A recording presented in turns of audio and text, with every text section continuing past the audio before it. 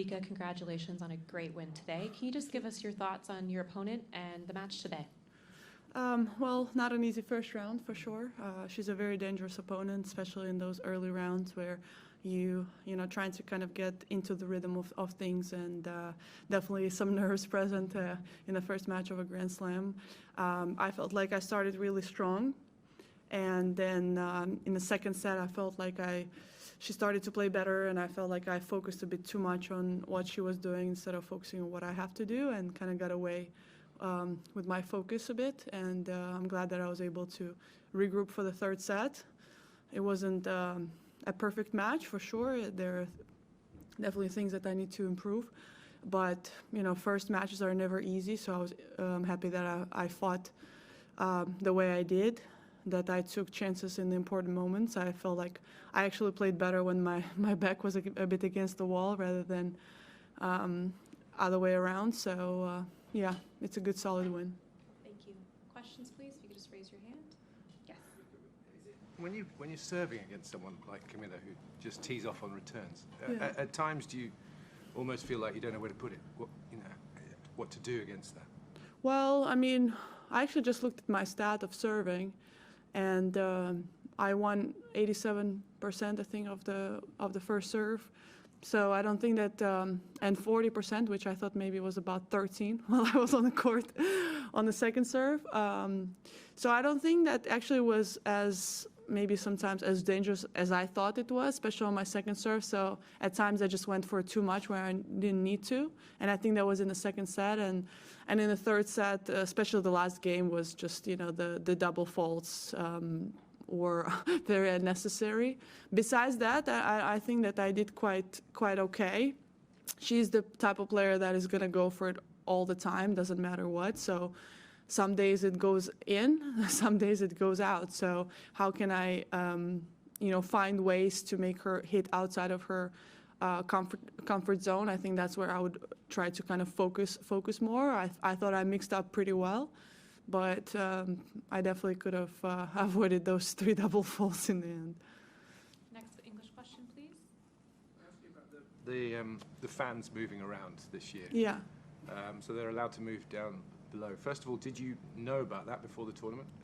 No, I didn't know that. And honestly, I feel like we keep making some rules that make no sense at times. Like we have we're trying to shorter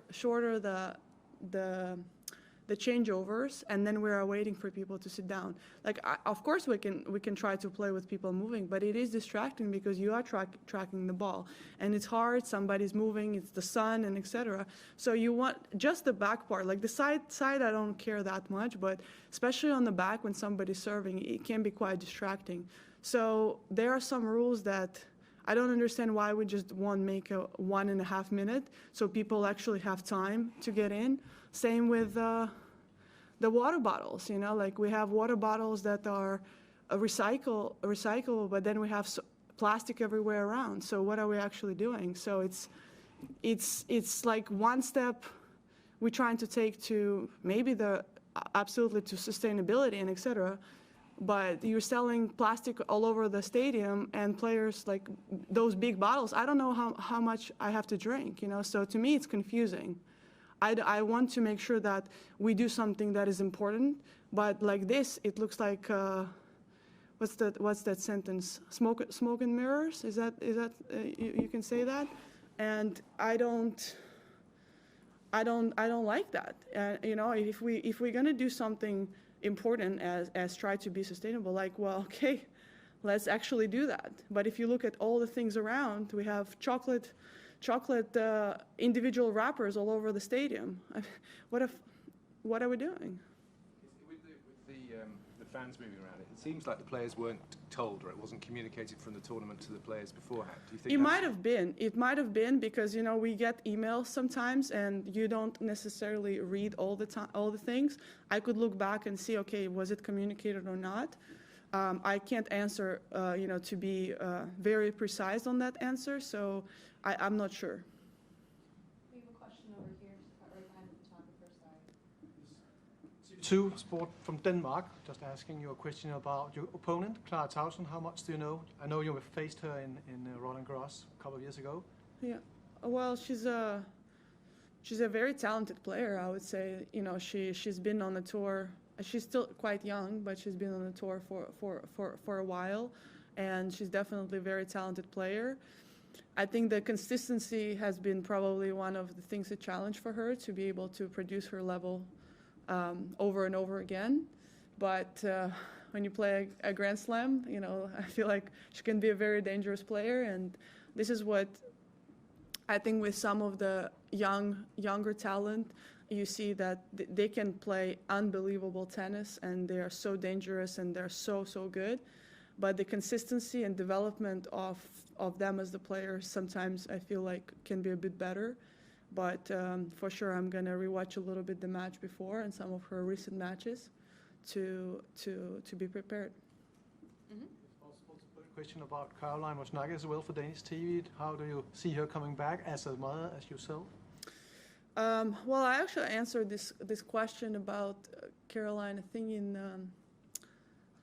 think it was US Open, that I'm not surprised that she came back. I think it was quite a surprise for everybody else, but to me, I was like, she's going to come back for sure at some point. I think that, especially with commentating, playing the legends that she did, I was like, she will try for sure. So I think it's great. Very happy to see her back. I think she done an incredible run at the US Open, you know. So yeah, I'm very happy to see her. I'm happy to see her with her little daughter, you know, like the off court and behind the scenes. So it's very sweet. Yes, question here, English? I have one about your son Leo. Yeah. I have a Leo too, but is he into sports? Does he play lots of sports? Yeah. What's your attitude with him? Are you pushy mum? What's the... He loves sports. He's a very active kid. He plays ice hockey. He's number one. He plays football, soccer in US. He plays a bit of golf. I was trying to get him into tennis, and then he was like, when are we going home? When are we going home? And I was like, okay, well, I'm not gonna push you. If you don't want to play, it's fine. For me, what's important is for him to be able to do sports, because I think it helps them to develop. It helps the brain to develop. It teaches discipline and etc. And he recently just asked to play again tennis in school. So he plays 2 or 3 times a week now, which is, I don't see it, but he apparently is working on his slice.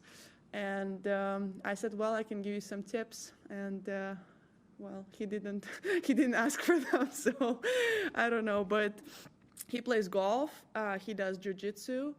And for me, what's important is to give him opportunities to do and to try things in life. And my only rule with him is that the effort is non-negotiable. If you decide to come here, if you try to do something, you give 100% your effort. The result is, you know, is something that he's as competitive as I am. He'll want to have a result, but the effort is non-negotiable, and he has to, if he commits to something, he's there 100%. So he wakes up, you know, 6 in the morning, goes to practice at 6:45 to ice rink. I hate that because I'm freezing in the ice rinks.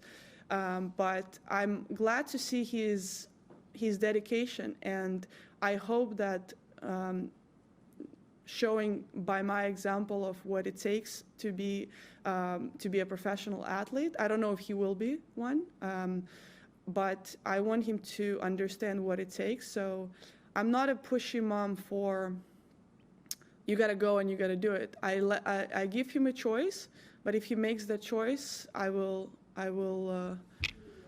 take that accountability from him.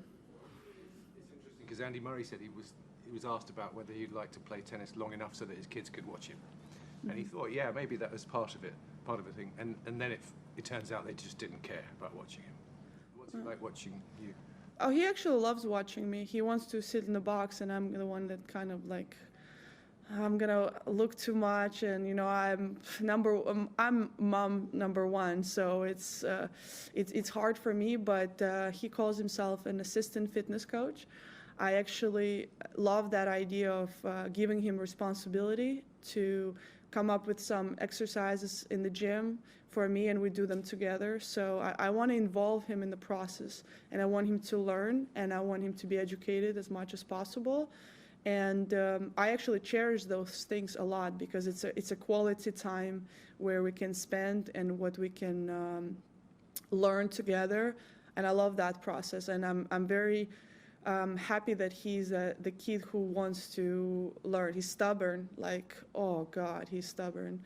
And but yeah, I'm very excited to see him grow because it's really for me exciting to see the development and continue to be part of that. I don't see myself as much of I'm on the sidelines, but I feel like I have a front row to him, and I'm a huge fan. Like, you should see me at his hockey games. I'm nuts. Like, I will bring signs, and I will support. And so I feel like everything that I've learned from around tennis, that I've seen parents who are pushy and who are like, negative and stuff, I feel like I'm being self-aware to try to do the opposite for my son. Like, I want him to be supportive, but effort for me is non-negotiable.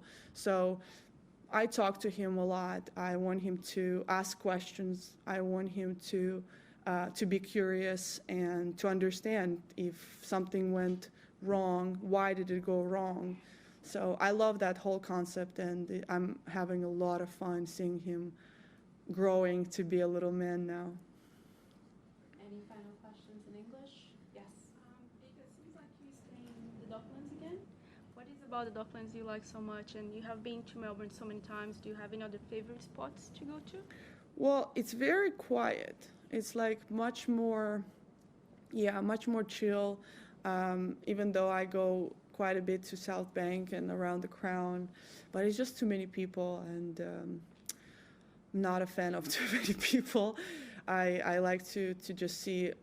I love to see the water. It's beautiful, the view is great. But yeah, I think that the chill aspect of it, to kind of get away from craziness of being in the Grand Slam, is my probably favorite part of that.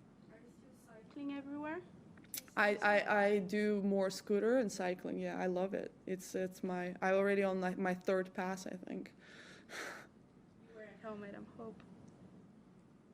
Yes. Yes. Last English question? Yes? I was hearing John McEnroe commenting about in the first game of Djokovic against the first round. Prismic? Yeah. Yeah. And he mentioned that about the fans, that they can move. He mentioned that the players need to adapt to the fans and not the other way around, because the players are there because of the fans. Then I would like to know what you think about that. Well, I think that there is. I already actually answered this question, but I will say that there's not one answer to this. I think the fans are already allowed at the top. It's been like this for a while. I think the sides are no problem. I think right behind the players, when they're serving, it can be quite distracting. And it's not like other sports to me, a football or a basketball, where you don't have to track the ball coming at you from there so much. So I think that we can probably compromise to make it much easier for fans. There are innovations for that, but I think the bigger question is, why do we have 1 minute where people don't have time to come in? We're trying to save time, but people are still kind of waiting, because you have to be maybe a little bit conscious that we do have to track the ball when the speed is high, and you have to be able to track the ball when people are moving. It is quite distracting sides, no problem.